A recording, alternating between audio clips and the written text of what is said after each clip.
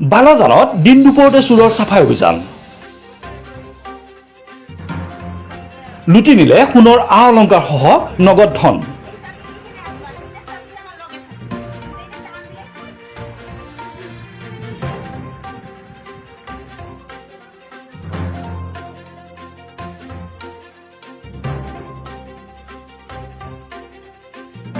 লোকগঞ্জৰ বালাজান কলনে দিন দুপৰতে সংঘটিত হয় চুৰিকাণ্ড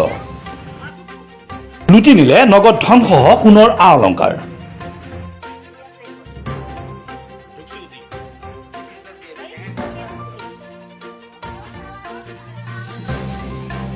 কালি দুপৰীয়া বালাজান প্ৰথম খণ্ড গাঁৱৰ ৰবি বিশ্বাসৰ ঘৰত কোনো নথকাৰ সুযোগ গ্ৰহণ কৰি শ্বাহ আলম নামৰ এটা চোৰে চাফাই অভিযান আৰম্ভ কৰে গভাইত চোৰ শ্বাহ আলমে ৰবি বিশ্বাসৰ ঘৰৰ বাকচৰ তলা ভাঙি নগদ 15,000 টকা সোণ আৰু ৰূপৰ অলংকাৰ চুৰ কৰি লৈ যায়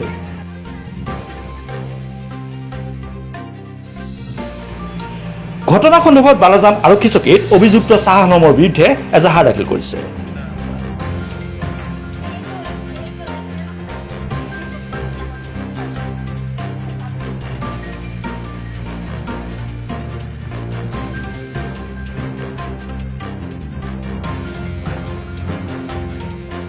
বাড়ির থেকে আসি শুনুন এই যে মমতা বিশ্বের রবির বউ চুরি হয়েছে বলে 15,000 টাকা সোনা আছিল কানের 2 জোড়া আর রূপের পায়েল টাইল আর টাকা পয়সা কি কি আছিল কাঁচা টাকাগুলো চুরি করে নিয়ে গেল সোনা রূপা টাকা সব নিছি কিমান টাকা 15,000 টাকা কোনে লইব ওই শাহ আলম কোন সময় চুরি হয়েছে